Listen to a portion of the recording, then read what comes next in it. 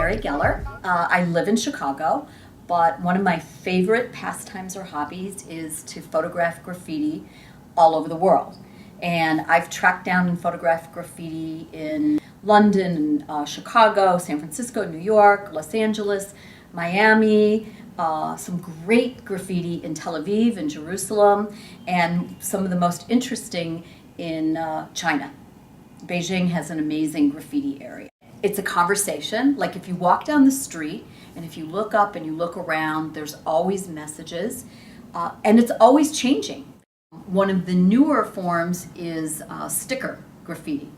And artists will just produce these at home and casually walk down the street slapping a sticker on a sign or on a mailbox. There's a lot of that in New York.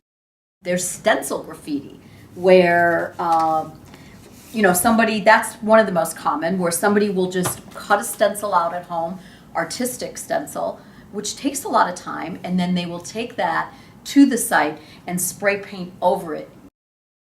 There's other kinds of graffiti too, not only stencil, but there's called paste up, where they're actually drawing the graffiti at home, roll it up, and then they take it to the site and they develop like a flour and water paste recipe, and will paste the back of it and slap it up on a building. Look at them now, they even fucking scared of us. Calling the city for help because they can't maintain. Damn shit done changed.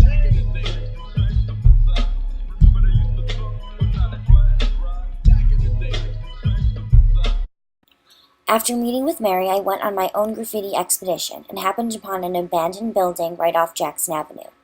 The outside of the building is mostly covered with throw-ups and tags, identifiable by their 1 or 2 tone coloring and 2-dimensional lettering. Some of these throw-ups were more complicated.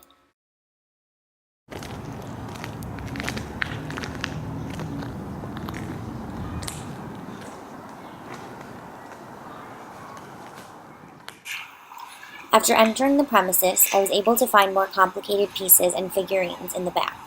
There was also a chair left behind, leading me to believe that this is the local graffiti hangout.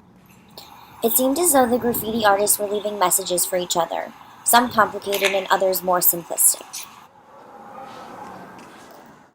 This is an example of another throw-up, accompanied by a powerful message: art lives here without education. The handwriting looks similar to the prior throw-up. The image says, "Art director was here." My hypothesis is that the character is the art director, and the artist again is making a statement about art and education by saying the art director is a clown. This is an example of a more complicated piece, evidenced by its 3 dimensions and specific style. It is also important to note the many tags inside the piece. After building a bit of courage, I entered the building. It was filled with many different types of graffiti. The floor was coated in spray can bottles and rubble due to the decaying nature of the building, and broken glass mostly from beer bottles.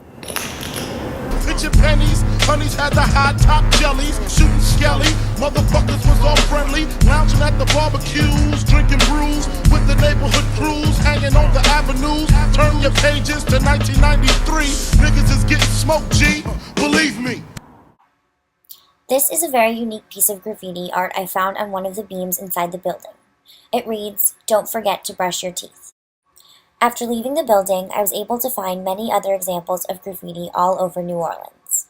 Some were tags and throw-ups, others were more complicated images. The New Orleans graffiti canvas made its way from Tchoupitoulas, past Magazine, and through sections of Mid-City. As I became more aware of the graffiti around me, I also started to pick up on specific styles I noticed around the city as well. Read is a famous tag showing up all over New Orleans. I realized that animal-themed graffiti was very prominently placed around the city of New Orleans as well. This tagger, who used the center eye and ears or wings, stood out to me all over the city. Some images were very simple, others very complicated. We're going to see more and more graffiti, and I hope people learn to enjoy it.